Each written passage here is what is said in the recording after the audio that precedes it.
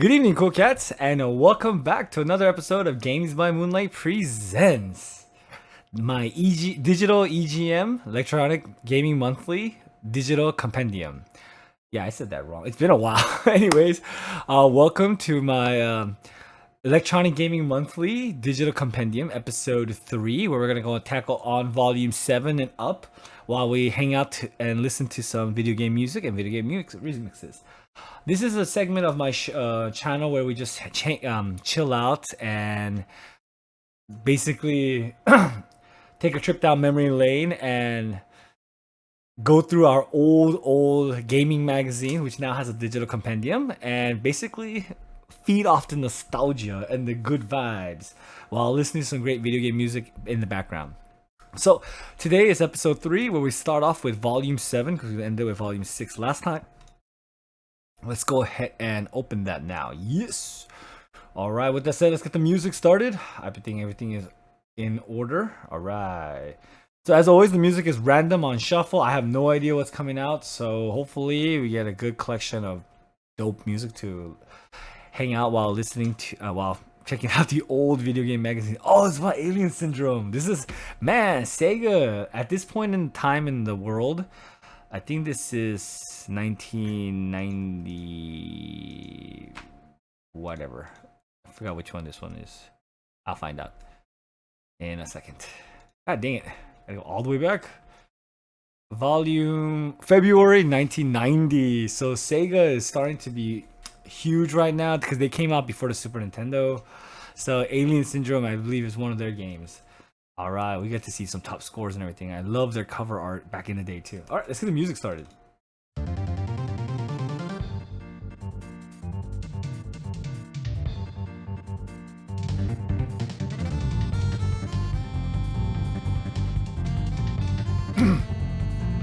right, I think that works. Oh, look at this old advertisement. Love it. Oops. Yeah. Pac-Man, Indiana Jones, Temple of Doom. Oh, Tengen. I remember Tengen games. Rolling Thunder, Roadrunner, Gauntlet, Afterburner. These are some dope games. Ooh, what's that? The Gizmo controller. Alright, we don't need to look at table contents, we'll just go through it. What is this? What? You played with Power, now play with the Dream Pack. I don't remember this ad. Color Dreams? Who's this publisher? Captain Comic, Baby Boomer, Castle Mines, Raid 2020. Raid 2020 looks so advanced, which is not. Oh, I never played these games. I don't think I did. We have your game. Ransom City. River City Ransom, those are good ones. EGM rates the joystick. The Gizmo. Man, this is some terrible looking joysticks. Nowadays, I think the popular joysticks are Hori. I don't know about nowadays, but when I was really into the fighting game scene for a little bit, Hori was really big. You have to get these customized Hori sticks. I had a limited edition one from I got it from Anime Expo. You win a Blaze Blue thing. You win like a Blaze Blue little section, and you can get like a joystick. I was able to win one. I sold it to my friend though, because I stopped playing fighting games. All right, let's move on. I can't believe they had controllers that had like headsets attached to it. I guess back in the day, Hudson Soft, like, you know, with the new PlayStation 4 and 5 controllers, they have a mic set that you can attach to the controller directly. When I first saw that, I thought that was new. I guess not. Hudson Soft have one for Nintendo. Man, I must have not had this accessory. Funny, because I had the Power Glove.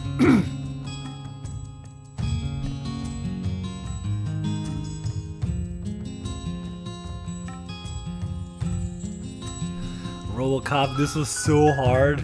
From Data East, yeah, this was such a difficult game. I need to go back and beat this. Detroit has seen better days. A gang of ruthless hoods have overrun the city and crime is out of control. Attack on the streets, drug trafficking, corruption and cop killing. It's so bad, a private firm, Security Concepts, now runs the police department. As RoboCop, your job is simple, clean up the city. This game was hard as hell though. Licensed by Ocean, yeah, I remember seeing Ocean. Strider, Mega Man, yep. Did the cursor show up? Ooh, the cursor does not show up. Nice. Power Glove by Mattel.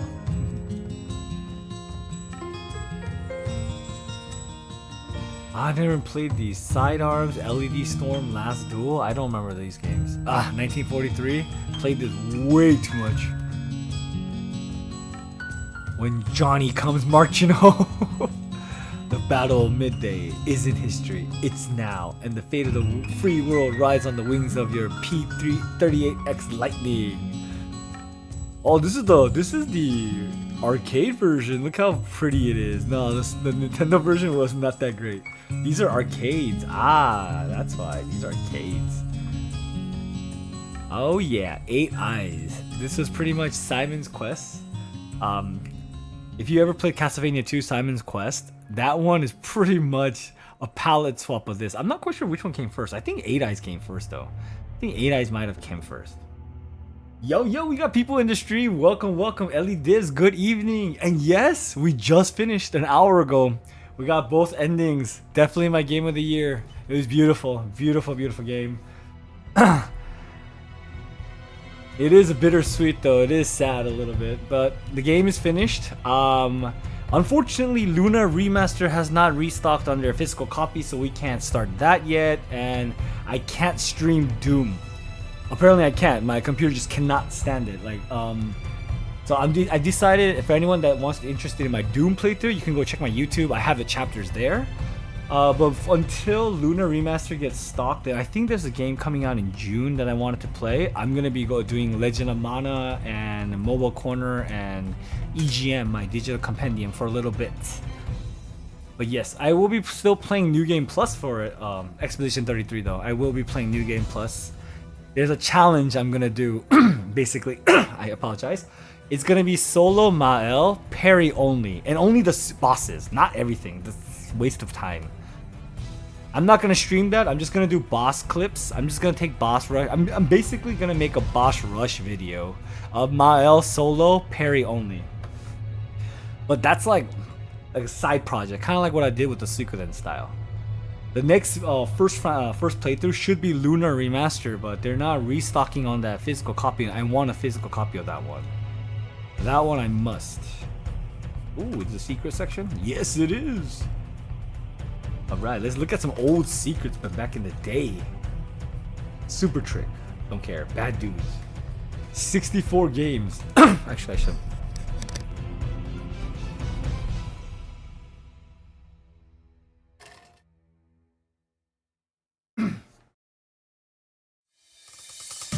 I need a sequel of that game. Yeah, this is how you learn secrets back in the day. Look at that. And how did you know this? On the title screen appears on controller 2, by the way, not controller 1.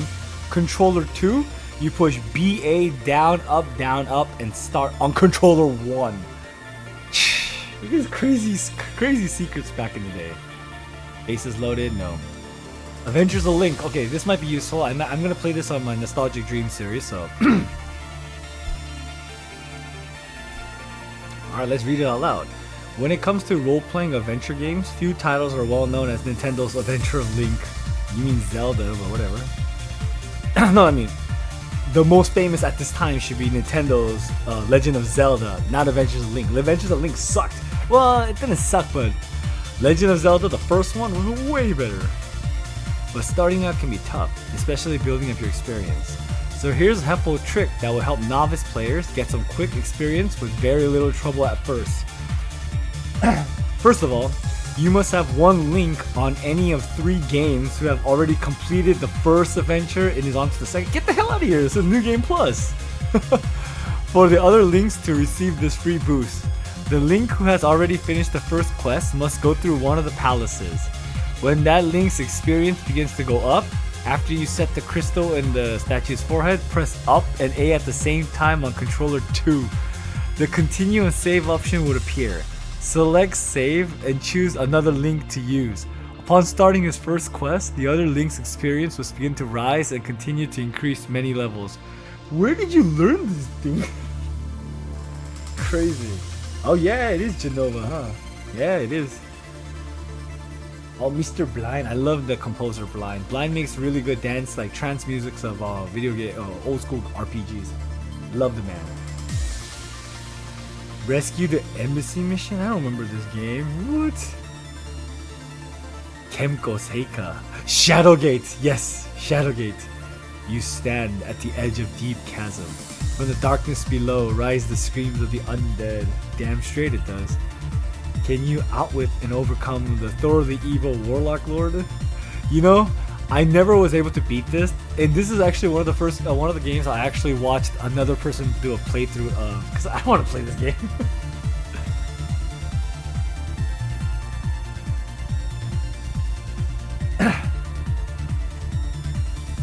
Top secret, next one.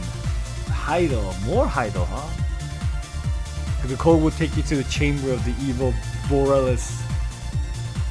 This is the ending password. Ice hockey. John Elway's quarterback. Super fast receivers. Kid Icarus. This is how you learn cheats back in the day. Or codes. There's no other way. Sunsoft with their Blaster Master. Yeah. Get the title. That makes your small screen a whole lot bigger. Marketing. This is like looking into Mad Men. This is like an episode of Mad Men. The marketing of back in the day. The marketing selling video games. Look at this crazy controller joystick paraphernalia. Why did you even need these?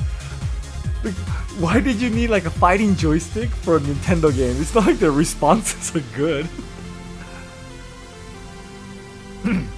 Blaster Master. Oh, secret boss attack. There's a way to wipe out the bosses at the end of levels 2, 4, 6, and 7. Get the grenade, walk in front of the boss. Toss it, and at the very instant it hits the creature, press start to pause the game. Wait at least 1 minute, and when you unpause the game, the boss will be toast. So that basically, that Doom 2015 Doom secret where you shoot the BFG and then pull up the wheel and it kills everything in real time, that thing was back from Blaster Master. Oh yeah, Blind's a great composer. If you like video game remixes that have a more like a dancey, trancey beat to it, check out Blind. Very good composer. Bomberman. Ending password. Double Dragon. Secret points. Why is it so long, this convoluted? So long, the secret. Bugs Bunny? Oh, that's an old game. Ending code. Stage 60? Get out of here. Oh, Castlevania 2. Oh yeah, different endings. I had no idea Castlevania 2 had different endings. If I knew, I would have tried to beat it faster. I got the middle ending because I took the first. I had a actual recording of it on my Keeping It Casual series, and I didn't know about the secret ending. I mean, I didn't know about the different endings, so I kind of like grinded at the beginning, which you don't really need. I grinded it because I wanted the money to buy the better whip. You really didn't need to. As I mentioned before, I don't really care. I'm not trying to get famous. If I make a few friends doing this and like a few cool people to hang out with while I stream, that's fine. But I'm not trying to become like a big time streamer or anything like that. I play games anyways. I like to do this anyways. I'm just basically opening it up for anyone to come out and hang out if this is something that interests you. So like, I'm too busy with my normal primary job. I don't have the energy or the time to go ahead and do all of that stuff. I tried actually. It's not like I didn't. I put up a bunch of my cat videos and whatnot, and I did YouTube shorts. And it's like, it really doesn't do anything. I learned that you have to spend money. You have to spend money on YouTube and marketing and the campaign stuff. And I don't want to. So if it picks up, if it doesn't pick up, oh well, not a loss to me. Yeah. To me, this is just a excuse to hang out with some cool people that have the same interests as me. I'm not trying to be famous or anything like that. If anything, becoming famous sounds like a headache to me. I did do the Discord. No one did it. And it ended up becoming just like if I'm gonna do a Discord, it needs to be group. Because I'm not just gonna give away Discord to like 1 or 2 individuals so they can just private message me. No, I want to do group Discord, which I used to do. I used to do anime nights. Where if you subscribe to my channel and you actually like donate it and whatnot, sometimes I would ask you, hey, let's watch a movie together and talk about it. So I would actually stream a movie on Discord with a couple of people in the room. We'll watch it together, and afterward we do that. But at the end, it ended up becoming like 1 or 2 people only, and it's like it's a waste of time. It's not, I could be playing games instead of doing that. So, unless I get like 1,000 people that want to do that at the same time, because I have a bunch of ideas. If I ever would have a lot of followers, I was actually going to do a D&D night where I have this program from a long time ago where if I give you the server and you download the program, you can all join my room and we can do Dungeons and Dragons style campaign online. And I would be writing it or talking to you, over Discord like this. And basically, Dungeons & Dragons with my followers, my subscribers. But once again, that's all ideas for later if I have a lot of followers. Like a lot of people. Not like 1 or 2 that watches my stream. Yeah, I have lots of ideas when I have like lots of people watching. But for now, this is just for me to just relax. Especially after freaking fighting that last boss in Expedition 33. Whew, Renoir, damn you. Alright, let's keep going. Kid Nikki. Kung Fu Heroes, Legacy of the Wizard. Not passwords I need. More advertisements.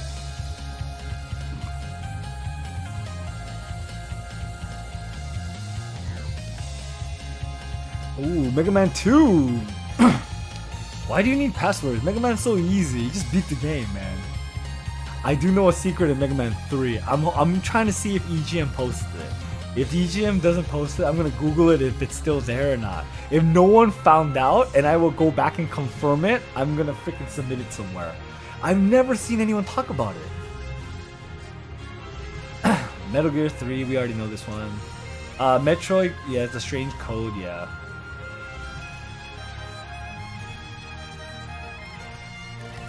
I might do this, the strange code build for my playthrough of Metroid.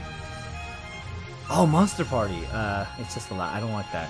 I don't like skipping to the end. To me, that's like boring. If you skip to the final boss, to me, that's like, what's the point? You gotta play the game. I don't mind playing the game broken, overpowered, and like having an easy time, but I would never skip to the ending.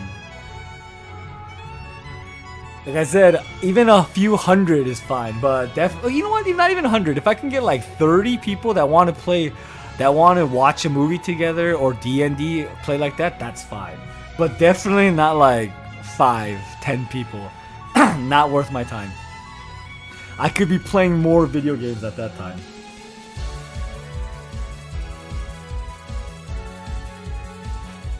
Oh, Atari was alive and well at this time. Yeah, Atari games.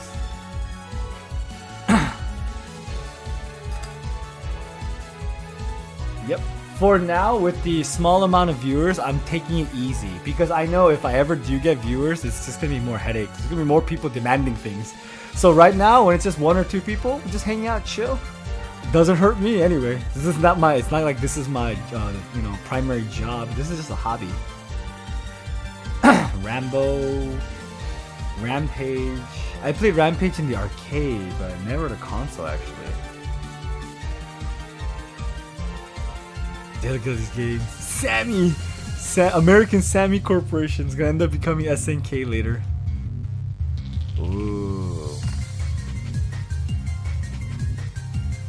Bandai Namco. Look at not Namco. Not Bandai. Bandai. I try to keep personal information like that, to myself, but I will tell you this, my job does entail somewhere in the gaming industry. I do work in the gaming industry. I'm not going to tell you where. That's too much private information. I'm not going to give you my name, my age, where I live, that kind of stuff. That's private, basically. But I do work in the gaming industry. I've posted a lot of photos from like E3, working there and stuff like that, so on my Twitter.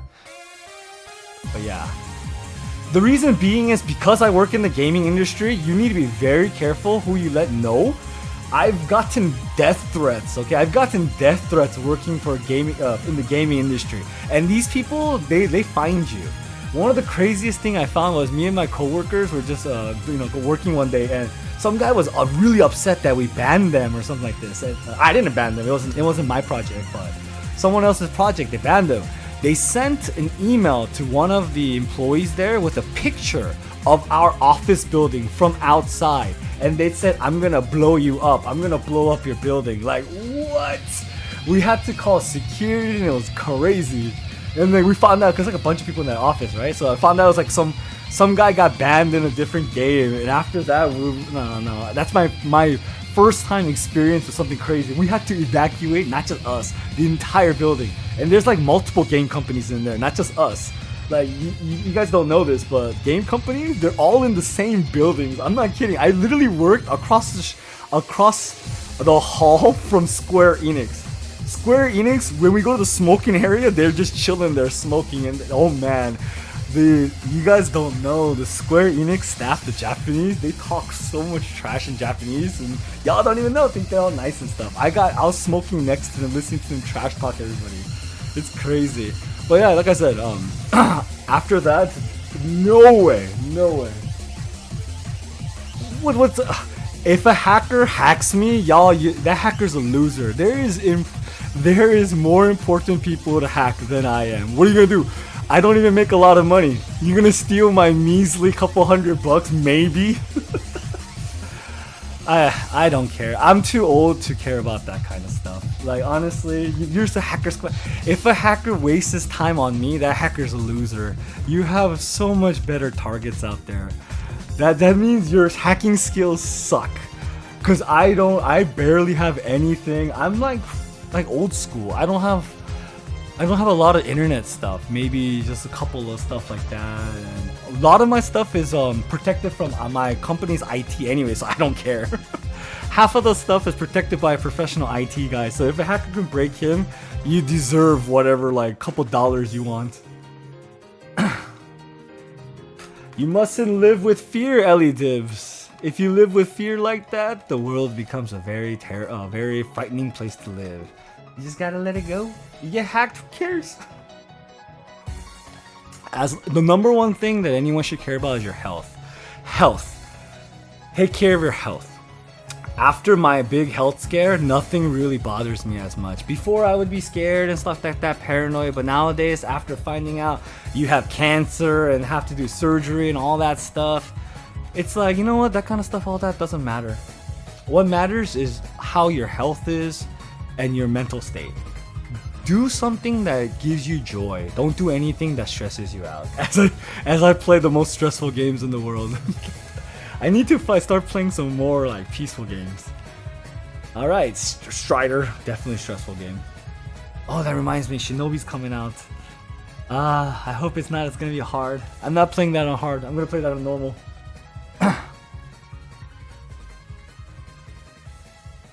Alright, Super Mario Brothers. Oh, this is a reprint. We saw this last episode. I mean, last volume. Get out of here.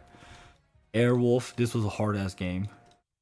Knight Rider. That was a hard game too. Alright. Honestly though, it's not like I made it very easy to not find my name. I just don't share it, but if people find it, good for them. Shin Megami Tensei? I thought I mentioned it to you. I never played any of them except for Persona 3. That's the only like that franchise ever played. And I didn't even play it long. I played Persona FES for like maybe a couple hours. That's it. And maybe I watched a couple of videos with the one Dante's in, but I never played any of that one.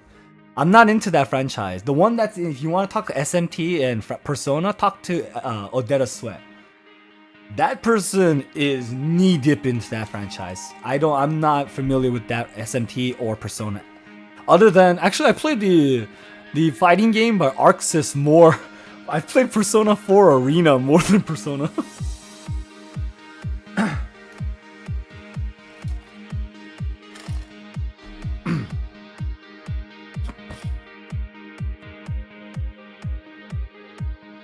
Yep, these are reprints. Boo, EGM. These are reprints of your cheat codes you couldn't find anymore. Ooh, Sega Master System.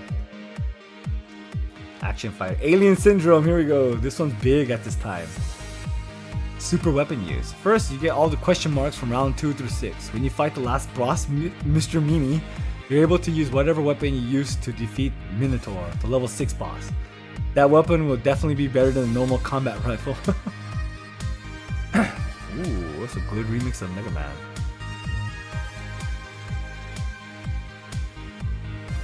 Oh, Cybernoid. I remember this. Acclaim. They were the ones that published Mortal Kombat for Super Nintendo. Acclaim was a good game. A good publisher. I love you guys. Yeah, I played a lot of Acclaim games. They published a lot of like these small games I liked. Fantasy Zone, no. Double Dragon. Ghostbusters. Megimax or Magmax. Fuji TV? They had a brand? What? I had no idea Fuji TV actually sold games back in the day. That's the Fuji TV brand. Oh, Breath of Fire? Hell yeah. I have a couple of I have a Breath of Fire 2 already up on my channel. Unfortunately, I decided to play Breath of Fire 1 while I was on vacation, so I didn't record it, which is stupid. But yeah, Breath of Fire 2, I played all the way up to 3. I never beat 4. I played 4 about like halfway. Never beat 4. Beat 3. I beat 1, 2, 3. I played 4 halfway. I've actually bought it. They re-released 4 on what was it? GOG. They released it. I just bought it too. The minute they announced it, I bought it. Breath of Fire doesn't exist in my head, and Breath of Fire 6 doesn't exist in my head. Breath of Fire 3 is one of my next Nostalgia Dream series. It's gonna be good. I love Breath of Fire.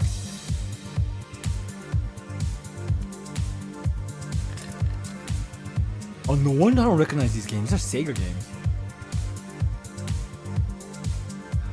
Fuji TV released a WCW World Champion Wrestling game? Get out of here. What the hell does Fuji TV have to do with this? Fuji Sanke. Oh, it's not even Fuji TV yet. It's Fuji Sanke Communications. What the hell? It's not even Fuji TV yet. R-Type. Nice. Rustian. Wonder Boy. Phantom Fighter, look at these Jiangxis. TurboGrafx 16. China Warrior. China Warrior level skip. Put your brain in action. Oh, for the Game Boy. Blazing Lasers. This is TurboGrafx 16, so. Blazing Lasers. God of Game.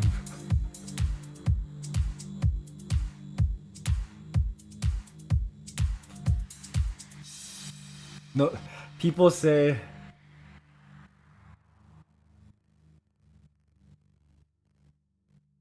and Breath of Fire 6 was the web-based. It was HTML5. Stupid. Why would you do it? Capcom is so disrespectful to its other titles. No, I'm not kidding. Capcom is so mean. They have great titles. Breath of Fire, Mega Man. These days there's nothing Mega Man.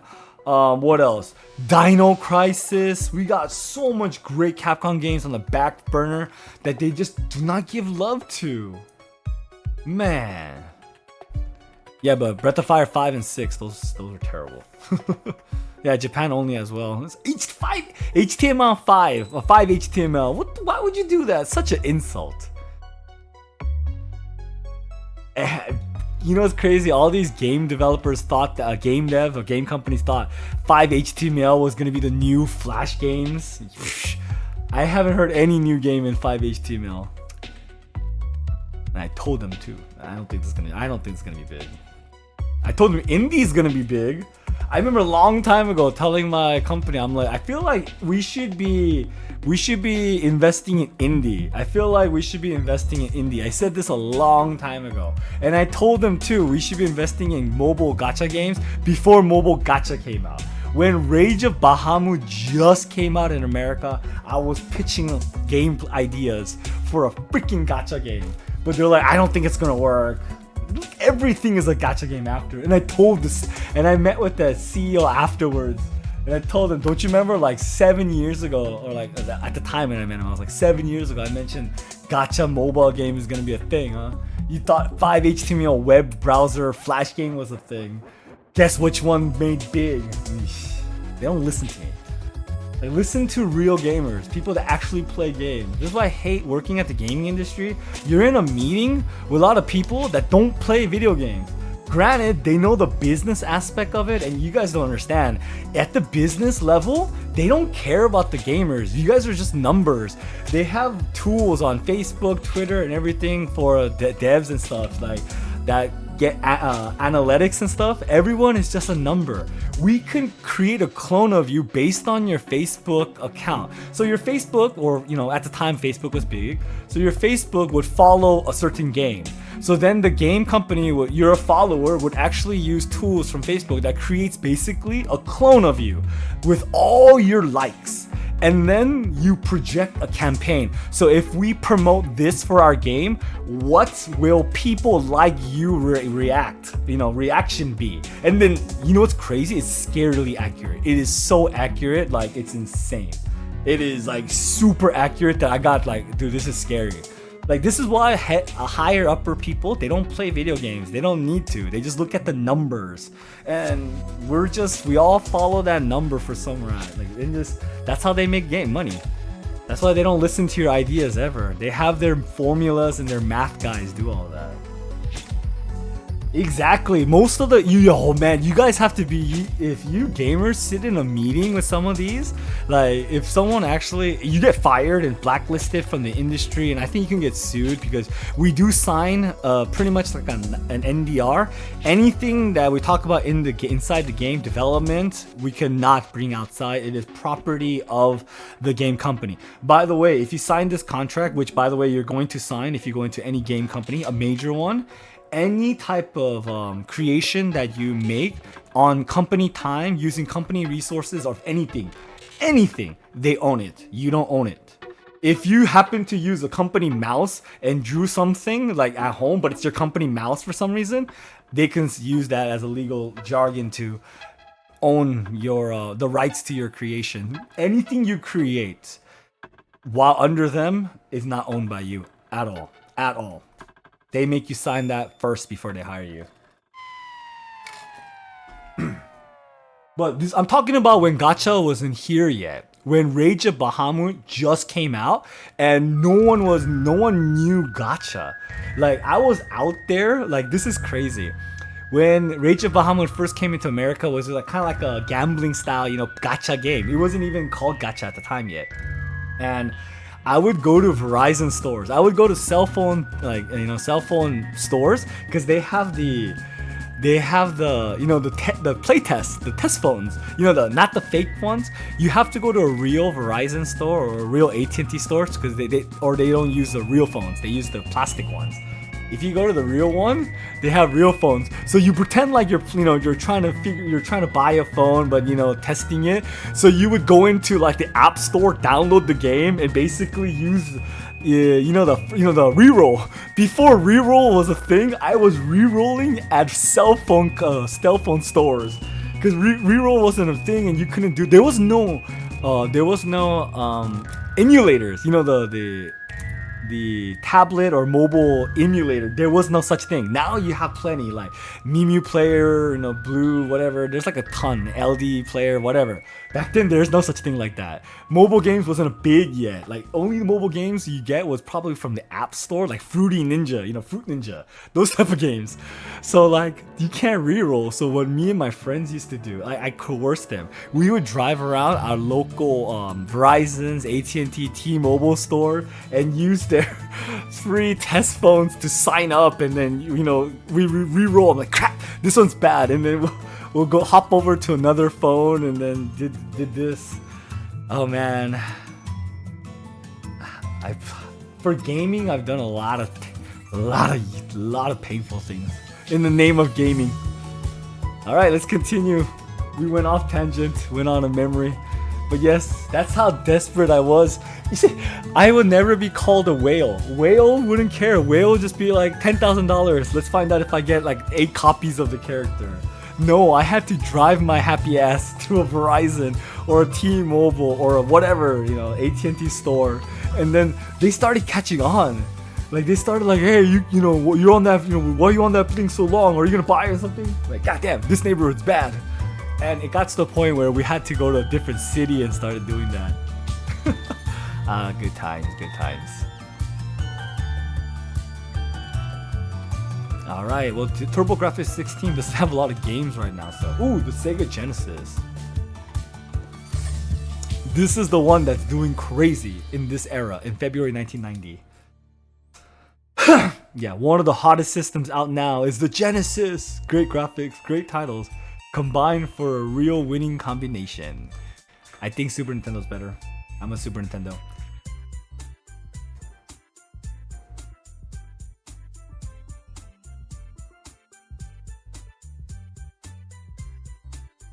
Arnold Palmer's Tournament Golf, Altered Beasts, Last Battle, Thunder Force 2, Ghouls and Ghosts. Oh, Game Boy. Super Mario Land has a level select? I own them, I never played them. Actually, I take that back. I was really deep into their mobile game. Fire Emblem Heroes. I have a stacked account. I used to. I haven't played in like probably a year now. But when I was playing, JPA and I had stacked accounts. Like the best of the best meta characters. We had those. But that's the mobile game, the Fire Emblem Heroes. I own Awakening. My friend is supposed to give me, what's it called? 3 houses, but nah. He hasn't given it to me yet, man. I'm supposed to get it, but he's supposed to stop by and give it to me, but he hasn't. But yeah, I own Awakening. But I don't play the Fire Emblem series.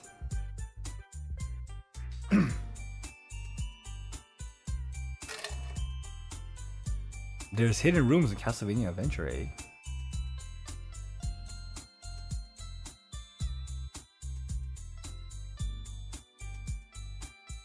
Well, I didn't even know there were hidden rooms. Ooh, dude, I love this. The high scores. People submit their high scores. Promises? No. I got a promise. My friend gave me Star Ocean. One of my Star Oceans. I was missing a Star Ocean. I had Star Ocean 2, 3. I think, yeah, he gave me 4. So yeah, it's the same guy. I haven't seen him in a long time. He's very busy. He's the one that gave me Star Ocean 4 to complete my collection. When I got Star Ocean 2, the remake, I took a photo and I was missing one. And he saw the photo and he's like, you know what? I'm gonna give you mine. So I was like, all right. So I got one. In exchange, I gave him a copy, my duplicate copy of Final Fantasy VIII though. Like, I think I gave him a better trade though. I gave him an original PlayStation 1 Final Fantasy VIII because I have duplicate. I have 2. But I traded him for it, but I'm still waiting for my Fire Emblem 3 houses, damn it. With that said, I'm still waiting for my Final Fantasy 12 Collector's Edition. I hate it when my cousin was like, I'm gonna buy you Final Fantasy 12 for your birthday, so don't buy it. It's a waste. And I'm gonna buy you the Collector's Edition. But the deal is, I'm gonna play it first. When I beat it, you can have it. So I was like, alright, whatever. Because I think at the time I was busy playing Final Fantasy 11, so I didn't really care as much. And then I still never got it. I still don't have my Final Fantasy 12 Collector's Edition. Yeah, it's highly criticized now. When Final Fantasy first came out, Final Fantasy 8 came out, everyone loved it. Everyone loved it. It wasn't a 7, but everyone still loved it. Everyone still loved Final Fantasy up to like 11. After 12, 13, 15, it got, people started hating it. I don't have any issues with 8. But my favorites are nowhere near those. My favorite is 6. My favorite is Final Fantasy 6, 5, 4, 7, 1, 3, and then 9. No, sorry. If I'm gonna do the new ones, I'm gonna do up to 10. To me, like, I'm old school Final Fantasy, so I go up to 10. So I'll be like Final Fantasy 6, Final Fantasy 5, Final Fantasy 10, Final Fantasy 4, Final Fantasy 7, Final Fantasy 1, 3, 8. 9, 8, and then 2. So like, I like the pixelated Final Fantasy. So, but I liked in 8. I enjoyed 8. 8 was broken. You can spend the first 3 hours absorbing 99 fire. Junction 99 fire. Equip that to Squall, and he one-shots everything. Final Fantasy 8 is one of those games you can break. Just spend 2-3 hours at the beginning of the game junctioning, absorbing 99 fire. Equipped it to Squall's weapon, and he one-shots. Like, he one-shots the dinosaur too, the T-Rex. I love games where you can break it. Alright, sorry, we're talking about the high scores. So I love this section. People send in their high scores. And then they write it for you. It's pretty dope. Like, back then there was no internet. So, for example, Nintendo Afterburner, Mr. Jeff Johan with 14 million points. Mega Man. What do you mean, Mega Man 2 finished? What does that even mean? Mega Man 2 finished. I finished it too. The high score. Man, Jeff Johan is again. Oh, this guy named Jeff Johan. Afterburner. Double Dragon 2, Gyrus. Yeah, the same people be submitting these. Zanek. TurboGrafx. POW. Oh, arcade. Ron Perlman. Ron Perlman. I thought Ron Perlman. Like what? Hellboy? Hellboy has the highest score for 720? Nah. Mark Tweedy. You know, it must be awesome if you're one of these people. It would feel so great if you submitted your high score back in the day, and then you know, kickstarted this digital compendium, and then you're reading it, and then you see your name come up. My God, like my heart would sink for a second. The sad part is, I'm pretty sure a lot of these names, they passed away. These are probably a lot older, you know, people now. These aren't young people anymore. So, all right. Well, that finishes volume. What is this? Volume 7. So let's go to 8. Ooh, another TurboGrafx 16 versus Genesis. Get out of here with that nonsense. Super Nintendo for the win. Super Nintendo is the best console of the golden era of gaming. Ah, Tengen. Those boxes, I used to love smelling them. Ah, my Nintendo box. I kept all of them back in the day. Damn you, mother! Why did you throw away my collection?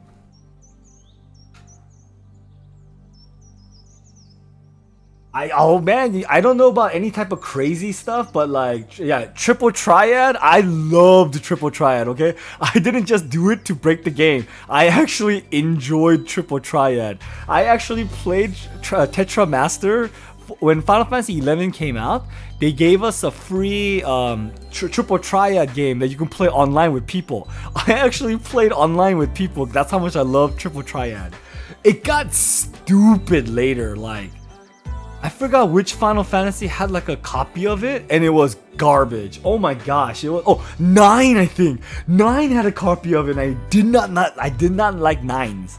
9, the AI is so cheap, but 8 I liked. 8 I liked. And remember, if you win the Bahamut card from Triple Triad, and once there's a thing you can trade in cards for items. You get the Holy War, which makes you invincible for like several turns. So if you do that, you can beat the game without taking hit once. If you decide to trade in your Bahamut card, that's one way to do it. You trade in your Bahamut card, you can fight all the super bosses without taking a single hit point of damage, while doing Lionheart and all the cool limit breaks. Oh, I love Triple Triad. Oh no, I broke this. What the hell? Oh no, I broke. Oh no, I was playing with my cat's little necklace collar thing, and how the hell did it break? What the heck? So odd. Anyways, let's continue. Odetta Sweat is big into Final Fantasy 9, but we're gonna wait for the remaster. I'm not gonna play 9 until the remaster comes out. For 8, I'm probably gonna play the remaster on Steam. Cause or you know what? I'll check. I'll check to see if the Steam remaster is just as good as the original. If not, then I'll do the original for Final Fantasy 8.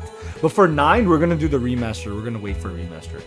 Oh no, I broke it. Ah, crud. Oh no, I did not break it. Haha, I'm silly. I'm just going blind. I'm like, my eyes don't work the way they used to anymore.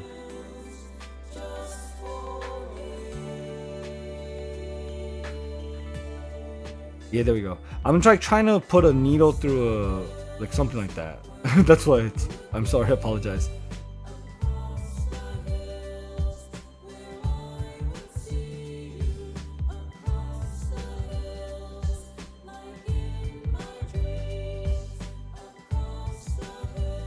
Okay, I fixed it. Haha. Alright, let's go.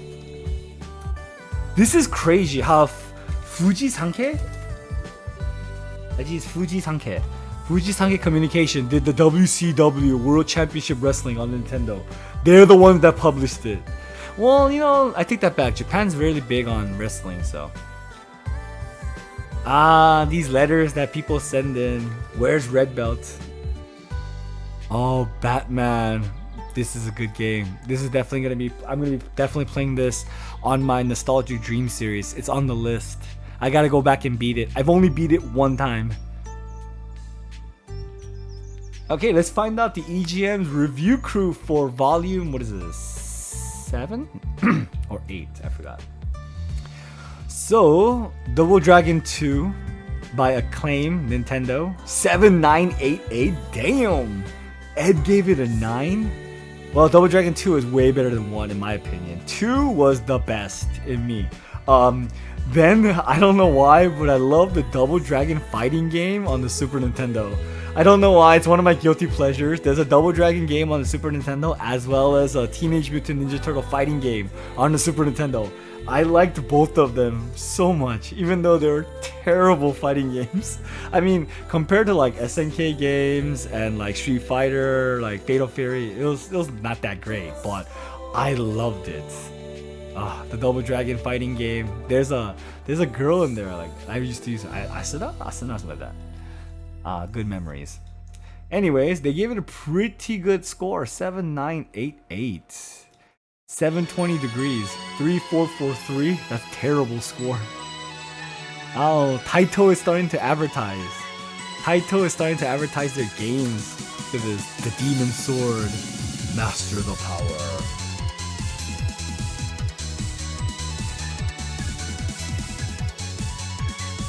Alright, 3 Stooges. Yeah, I'm not gonna play that. Alright, ooh, 8 Eyes. This is by 8 Eyes, Taxon. Pretty much the template for Simon's Quest, Castlevania 2 Simon's Quest.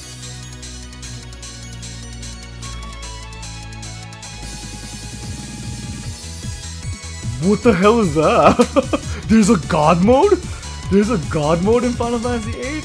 I don't know about no God mode, but I do the 99 fire at the beginning. I do that, like I do grind like an hour for that. That's not a problem. I don't know any God mode. That's crazy. Is it like a cheat or something, or a mod?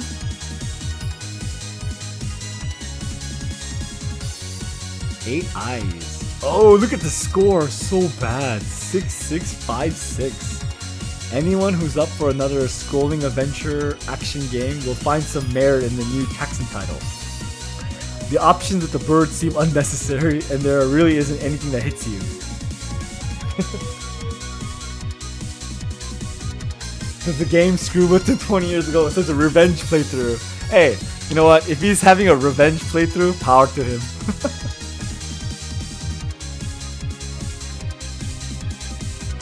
Boy and his blob, so low. 5656, terrible. Road Blasters, eh? 877, not bad. Radical action. In the 90s, we used the word radical a lot. Radical. Bogus. Bodacious. Righteous. There's an option in the what the hell? Oh my god, this is, you know, I think the moment Square Enix started just going downhill when they started catering to the lowest common, like, they started catering to those people. Like, why do you need God mode in a turn-based RPG? Like, you remember I told you Legend of Mana Remaster has you can turn off encounters. Why would you play the game if you're gonna turn off encounters? Makes no sense to me. Makes absolutely no sense if you're gonna turn off encounters. Ooh, Golden Axe. Master System. It's not even the Genesis. They gave it 8878. That's not Golden Axe, that's Harrier. Oh my goodness. Yeah! EGM, you messed up. Look at this.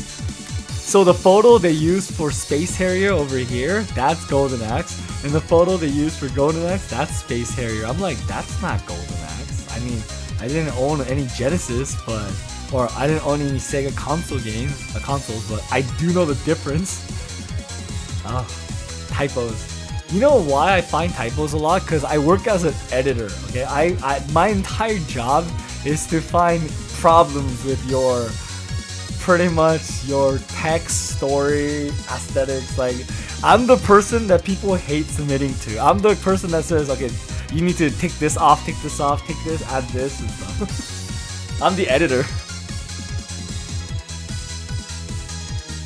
Yeah, exactly.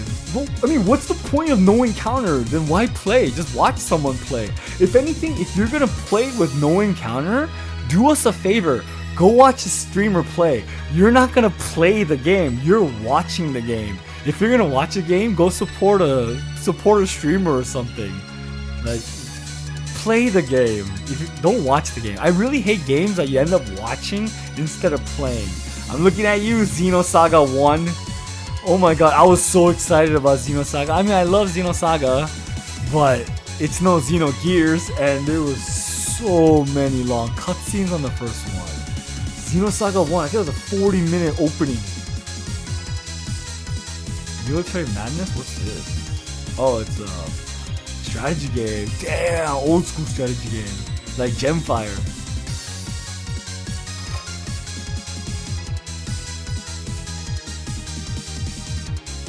Square Enix has forgotten their fans. They decided, hey, we're big now, we need to cater to the other fans we don't have. The people that might not like our game, but if we make it easy and like accessible, they might. It got to the point where they're just political now. They're being political to sell games. You should never be political to sell games. For example, Forsaken. That game did terrible because of all the political marketing. They shouldn't have said anything. They should have just said, we're releasing an action game. That's it. Shouldn't have tried to say this was, you know, like done differently, special. No, just say you're releasing an action game. Please give it a try. Let the players play it and decide if it's for them or not. I think their marketing killed Forsaken. They should have just released it as a game. Just boom, game. No backstory, nothing to do with the artist, nothing to do with the voice actor. Just release the game. Nowadays, it's like you gotta be careful who you use as a voice actor too, because now the voice actors are political. I heard this thing about Honkai, you know, the Hoyoverse, the English voice actors like doing like some kind of protest and stuff, and I'm like, why are English voice actors so dramatic? Because I play everything in Japanese, so I don't know any English voice actors, but I don't remember Japanese voice actors being. They might not be political, but they do. There are some scandals. Like I know a famous one. I think it's Cloud, right? Cloud recently like cheated on his wife of several years with his assistant, and the assistant like revealed it. I think it's Cloud's voice actor. If it's not, please, I apologize, but it is somebody famous. I'm pretty sure 90% it's Cloud's voice actor. Oh, the Japanese Cloud. But yeah, there's a couple of voice actors in Japan that got outed with the scandals with like adultery, but like, that's like, in Japan they make it such a big deal. It's like, every other week a celebrity in America gets outed for cheating. In Japan, it's like their entire life. They gotta commit seppuku to get like honor back. It's so sad. I mean, you shouldn't cheat, that's wrong. But I'm saying, in America, we condone it better. In Japan, it's like you're gonna get canceled for it. Golden Axe, they gave 7787. Castlevania for the Game Boy, they gave 8887. Good job. Oh, the wait mode. I don't play wait mode. Wait mode is whack. It always should be active. It should always be an active. Okay, god damn it. You know, back in the day, you know, the original Final Fantasy, they didn't even have skip turn, okay? You literally had to skip turn. The newer Final Fantasies, you can skip turn and then be someone else and go right back to that turn. Back in the day, if you skip your turn, there's no skip turn, you can defend. You know what's crazy? I thought that during my Final Fantasy IV playthrough, I thought there was no skip turn. In fact, there was. I always did defend from the back in the day. I never did. I had no idea there was skip turn. Crazy. Yeah, when I do ATV system, it's always on active. You crazy? I'm faster than the computer. Get out of here. Wait mode is cheap. Wait mode it's easy mode. It's training wheels. ATV needs to be active. You need to be fast, and then it needs to be on max. Battle speed needs to be on 8. Okay, I want the enemy to be immediately go, because I go immediately too. Like, I was so proud of my turn-based, like Final Fantasy turn-based speed. It was nuts. It got so crazy in Final Fantasy 11. I was so fast that because my main job in Final Fantasy 11, the first playthrough, I was a white mage, and I was one of the best damn white mages ever. I was also a guild leader and stuff like that, and I had to lead as a white mage, so people told me I was pretty good. because we did all the crazy stuff as a white mage. But nonetheless, I digress. I was so fast at getting rid of debuffs, it was insane. As soon as I either see the text or the boss doing the animation, I'm already like it'll take 1 second, I'm already casting Asuna on you. It's insane. Like I memorized like left, right, up, down, or left, right, down, down, and then select, that's Asuna. Right, up, that's like Poisana, whatever. I memorized that, so it's like instant. Wait mode is whack. Ooh, Flying Dragon. We're doing an advertisement, Culture Brain. You got a full page advertisement. Let's see. This is one of my favorite games back in the day. It was terrible, but I loved it. I love the music from it too. It's the Battle of Champions. They gave it such terrible reviews, by the way. Super real kung fu game, and they're advertising it, and this is the world, y'all. EGM gave Flying Dragon, the secret of the scroll, the Flying Dragon secret of the what is it? Scroll? Damn, what was the full name? It's not called Flying Dragon. It's called Secret of the Flying Dragon, Secret of the Scroll, or something like that. Anyways, as I was saying, they gave it terrible reviews, but look at them advertising it like crazy on their magazine. See, Money Talks. Kung Fu so real, you'll be out of your breath. First game to include realistic defense techniques. Shanghai Kid. Ah, yeah, you guys were Shanghai Kid. Ooh, yeah, there. Secret Scroll. Flying Dragon. That's the name. Yep.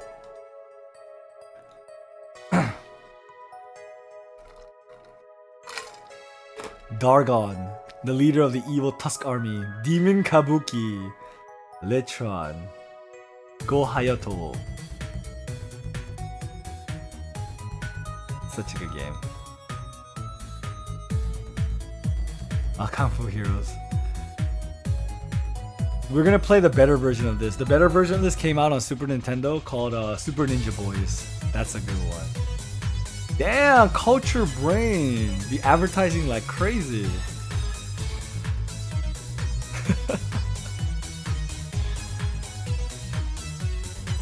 Wow, behind the scenes, they did an entire article on them. Kung Fu Hero, Flying Dragon, Baseball Simulator 1000, Super Dodgeball, Castlevania Adventure. This was so good on the Game Boy. Now you can play Game Boy games on TV and in color. Oh. This is before the Game Boy Color, the Wide Boy with NES pad attached. What the hell is this? The Wide Boy. I've never heard of this. The Wide Boy attached to a Famicom. You can get crappy Game Boy Colors. And I guess it beats that there's a name for it. It's the grayscale. I forgot the name for it. It's the green screen, the famous green screen for the Game Boy. Wow, they show you all to they tell you where everything is. Coin cross. You don't need all this, just play the damn game. Okay, secret room. Yes, secret rooms. Let us know about those. Those are important. But like, there's a coin in this candle. There's a cross in this candle. We don't need to know that.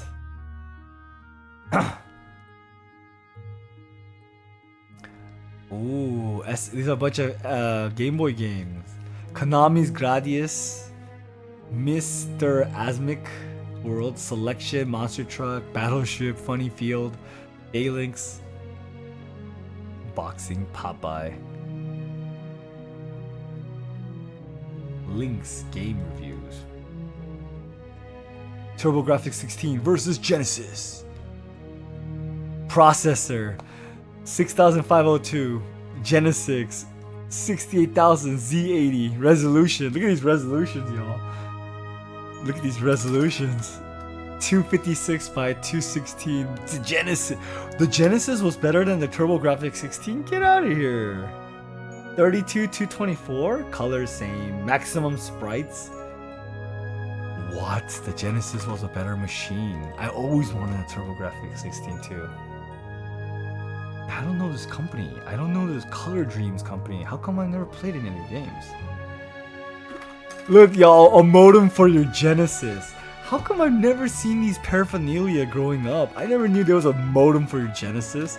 The first time I bought a modem was for my PS2 to play Final Fantasy 11. It came with the modem and the Final Fantasy came together actually.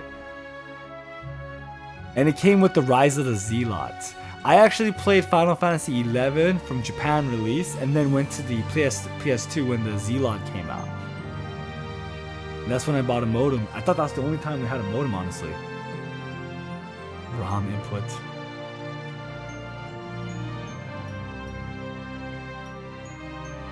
The next wave. Advanced Dungeons and Dragons.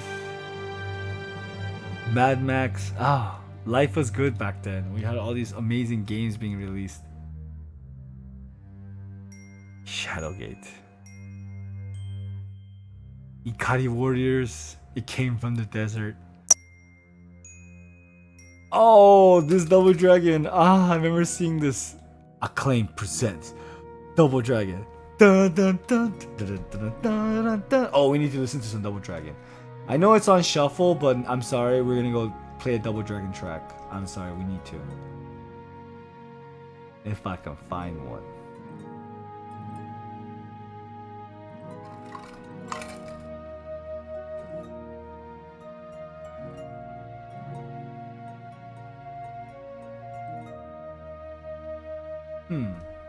How come we don't have one? Really?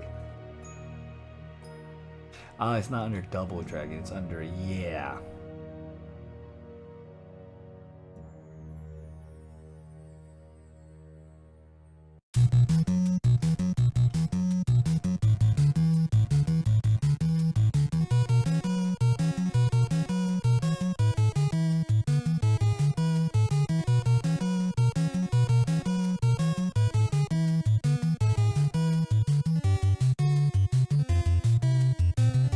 I love chip-bit music, I do.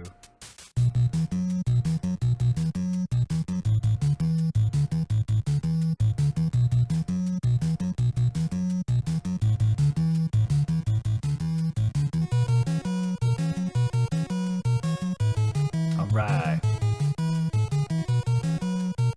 9 larger-than-life stages. Outrageous martial arts moves like the Cyclone Spin Kick.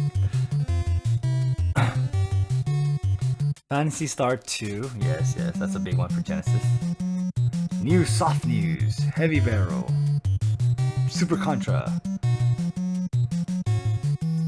Tongue of the Fat Man? What? Tongue of the Fat Man?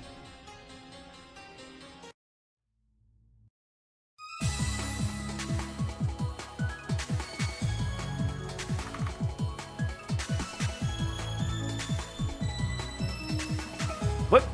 Another Tip the Trick?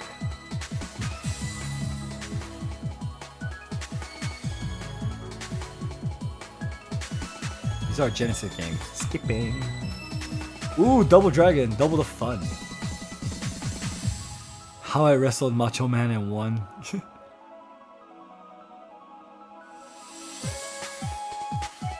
Rolling Thunder. Tengen. Save your girl before it's too late. Translated from one of the better single-player action entries to appear in the arcades. Ultima 4 for Genesis. I mean, Master System. Sidearm. Power Glove.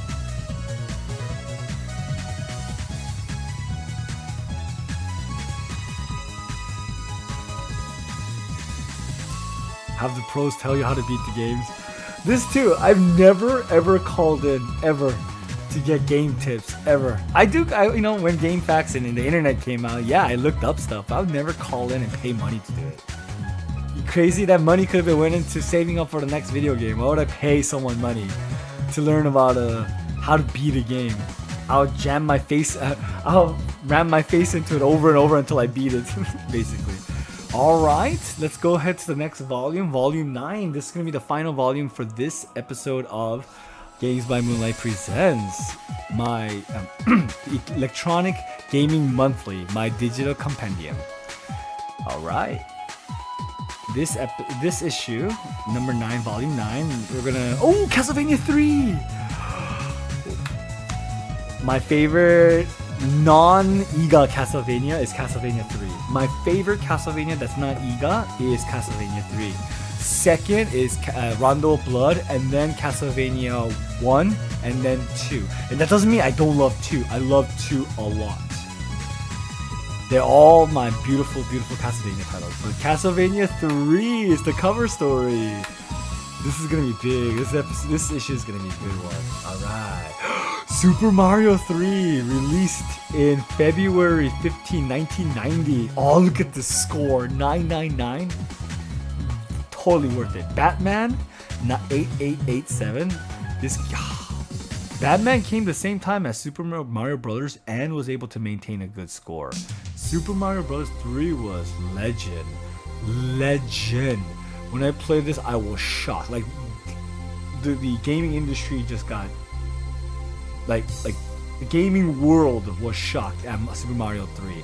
From 1 to 2 and then 3. They adapted the world where you go to different stages. That's when it first started. The Super Mario World carried it, and then now you see it to evolve. Let's see what they have to say about it. Super Mario 3 is the largest, most detailed, graphically superb, audio-enhanced 3 meg masterpiece loaded with perfect power-up and extraordinary execution. Most fun to play game I've seen on Nintendo. This is one of the few games that comes close to a perfect 10 rating. It should be perfect 10. Get out of here. Nintendo has done the impossible. They created a game as close to perfection as you can get. Take the best from Super Mario Bros., add the changing personalities of Super Mario 2, and beef it with the 3 meg of power. 3 megs? Jesus, how much meg is Clay Obscure? Crazy. Batman 2. Batman was a great game, not gonna lie. Bases loaded. Adventures of Lolo.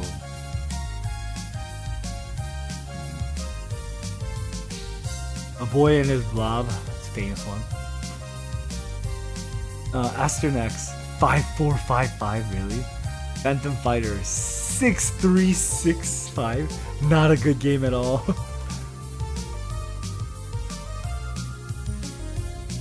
WCW Wrestling. Shinobi 5544. NES Tengen, yeah. That's not the same Shinobi as the Sega. Wrath of the Black Mantra. Oh, we're getting some new advertising. A bunch of new games dropped. Ultima 45887. Like most RPGs, once you've built up a sufficient party of adventurers with good backgrounds, fighting your way through the vials, villages, and dungeons becomes much more palatable. Not exciting at all. I think, what's his name? Steve does not like RPGs. Yeah, Steve is more of a platformer guy. I think he gives low ratings to RPGs. Look at that. He gave Phantasy Star 7. Bonk's Adventure. Yeah, you gotta play so many games a month to give him a review. I wouldn't like to be a game review. That's playing not for the sake of enjoyment, but the sake of finishing so you can write a review for it. I won't do that. I will play always for the sake of enjoyment. If you don't get any joy playing it, why are you playing it? I think Clea said it, right? If you're not finding any joy, why are you playing? Clea from International Outlook. The most successful video game characters ever created was Konami's Simon Belmont, the star of the original Castlevania as well as the sequel, Simon's Quest, Castlevania 2. Great graphics, music, and gameplay all helped make Simon an instant hero. It's not Simon though, it's Trevor. You still don't know? As Dracula 3 is called in Japan. It's climbing the charts. This game was amazing. It's not Simon. Get your information correctly. It's Trevor. They know about Alucard. During the course of the quest, Simon must battle several bosses such as Hunchback Igor, the brother to Count Dracula, the brother to Count Dracula, the vile Alucard. Oh my god. Did you hear what they're saying? The brother to Dracula, the vile Count Alucard. Simon, by the way, in Castlevania 3, in Dracula's Curse. Ooh. Oh. Well, I'll give him.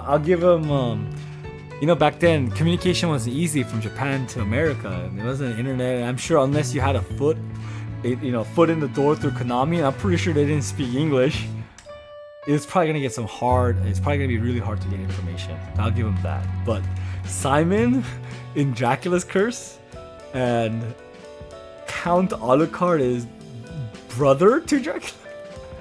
Hey, Kung Fu Heroes. Man, they went all out with marketing back then. I like their design in Super Ninja Brothers. Look, I'm telling you, Culture Brain went crazy. I love their advertisement. Yeah, baseball simulator. This is a good one too. Good RPG, great RPG. This is pretty much like a clone of Legend of Zelda. Oh, it's the Arabian theme. The magic, Shahza. I love looking at the back of this box when I used to go to the mom and pop like video shop.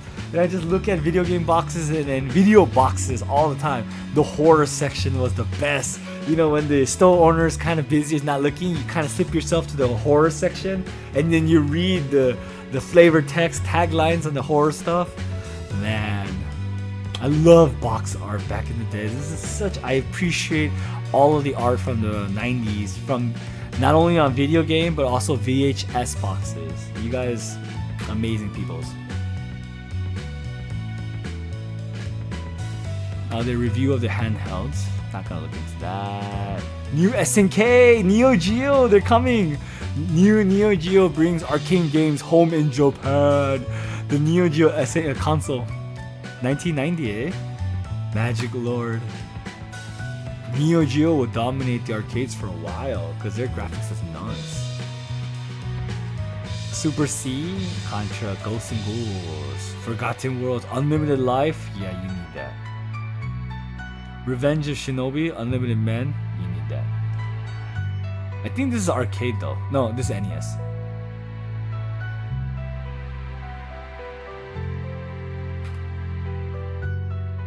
King of the Beach. Revenge of Shinobi. 8 Eyes. Texan final stage.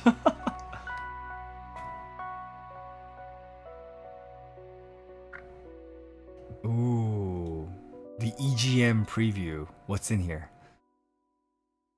Behind the scenes at CES. Consumer Electric Show. CES. Oh man, there's some mono music today.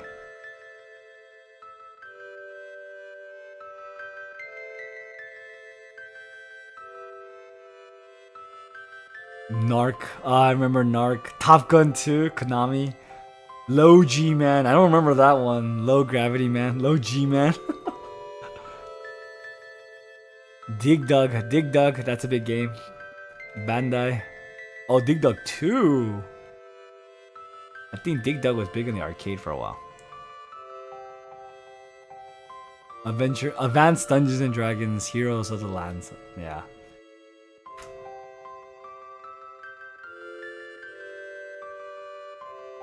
This is the only way to find secrets back in the day.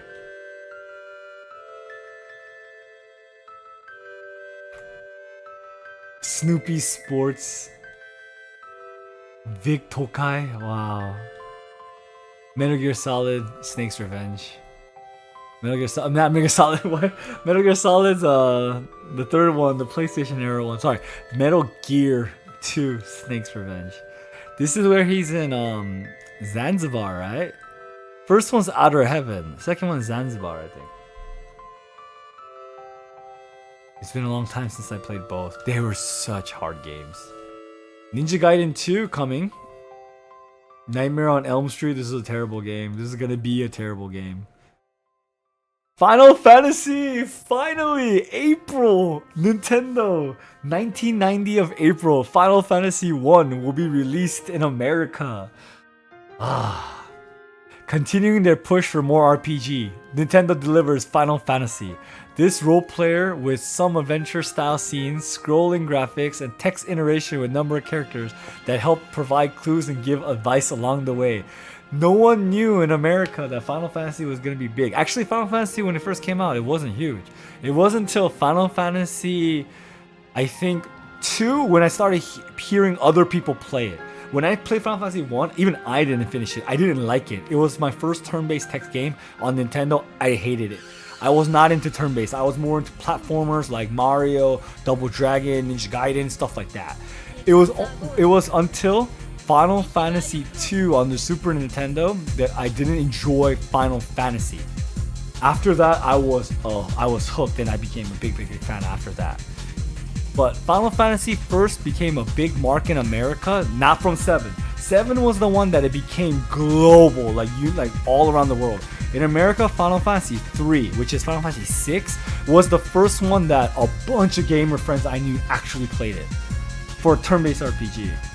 So at this point, no one knew that this Final Fantasy series is going to be anything. But even the description, the text interaction with number of characters will help provide clues and give advice along the way. They don't sound excited about it. These people like the turn-based, these people like platformers back then, the Nintendo era. Gilligan's Island? I want to play this. I didn't know Gilligan's Island had a game. I need to play this. Bandai releasing it in July.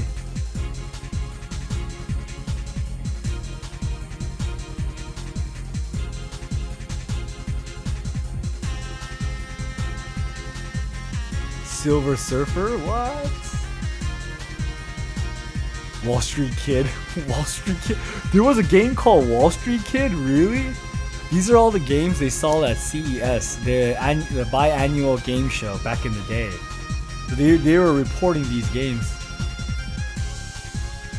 License to Kill, Police Academy, Pictionary.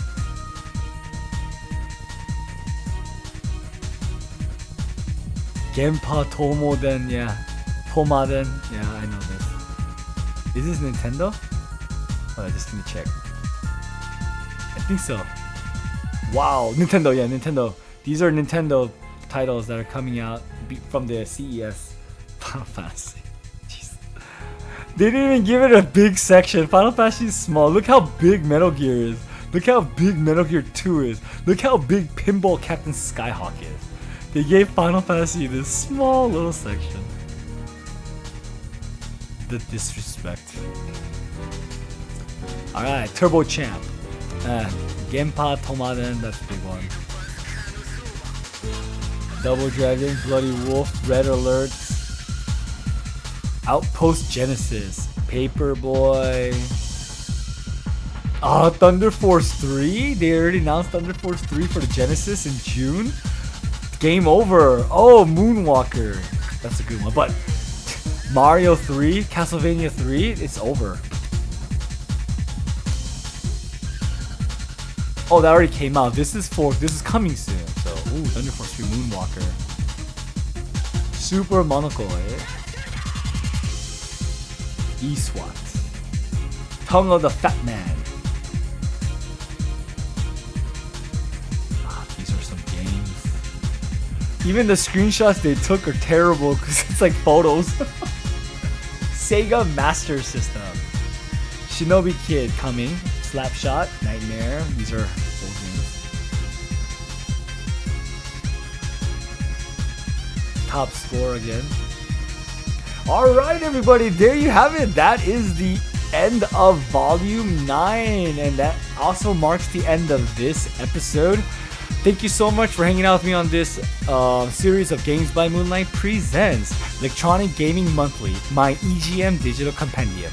This was episode 3 where we covered volumes 7 through 9. Hope you guys come back as we go towards the May of 1990 with volume 10 and onwards. We're gonna start getting some, newer games and stuff like that, and then you're gonna see the quality of the magazine like just skyrocket.